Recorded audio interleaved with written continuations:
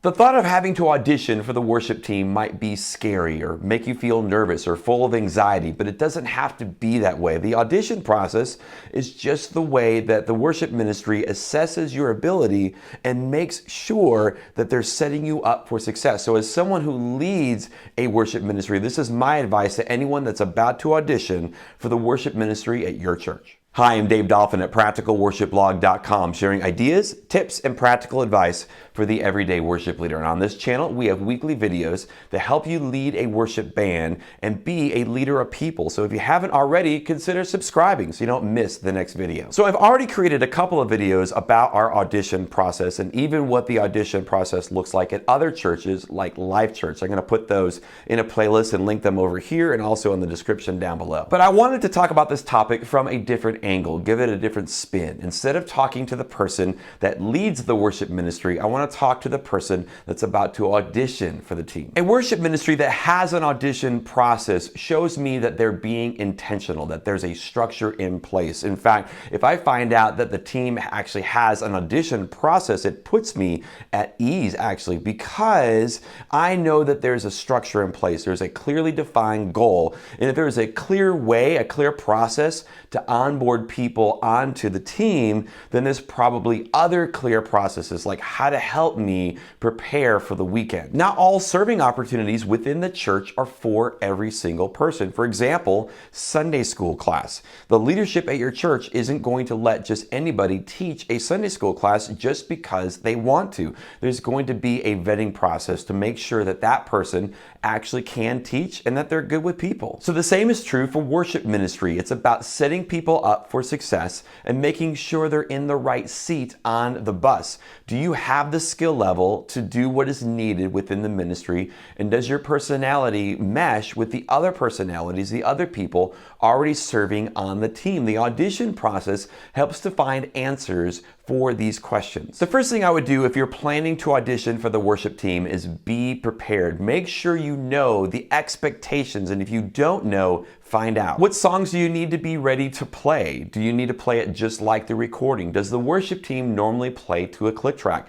These are the type of questions that you need to find answers to, so do your homework. Also have one or two songs ready to go just in case someone goes, hey, play me something. I've probably played hundreds and hundreds of songs in my lifetime, but if someone just says, hey, play me something, like to narrow all that down to like one song, for whatever reason, I just freeze. So think through it, have one or two specific songs that you can have ready to go if someone asks. The second thing I would do after being prepared is I would be over prepared. If I'm playing an instrument, I would memorize the chords. If I'm singing, I'd memorize the lyrics. Learn all of the parts. If you're a singer, learn the melody and all of the harmonies. If you're a guitar player, don't just learn the lead electric part, learn the lead and the rhythm and any other guitar part that you hear. The more that you're prepared, the more that it shows that you're committed and that you really want to do this. When it's time for the audition, be on time. Something that I always say is that if you're not early, you're late. And when you're punctual, what you're saying is that I value your time and I value this opportunity. Be mindful how you're dressed. Now, I'm not saying that you come in a suit and tie, but I'm also not saying that you should come wearing shorts and a t-shirt and flip-flops. Nothing about that conveys to me that you've put a lot of thought into this. So I would dress more like what you would typically dress on a Sunday morning, whatever that means for the culture at your church. Be mindful of your stage presence. Now, I'm not saying that you look at a Hillsong video and rip off all the moves. That would be kind of awkward for an audition, but I'm also not saying that you just stare at your shoes the entire time. At the very least, smile and make eye contact with where people would be in the room. Don't have your head just buried in the music. Be prepared to answer questions about your testimony and how you became a Christian and why your family decided to become members at the church that you're at. Any worship ministry that's worth being a part of is going to care as much, if not more, about your spiritual health than they do just your ability to play an instrument or sing. At the end of the day, don't worry so much about impressing them. Show them that you can fit into the culture of the worship ministry, that you can play simple, that you can play what the song needs, and that you can serve the song. Treat the experience like you would a job interview or a first date. Be yourself,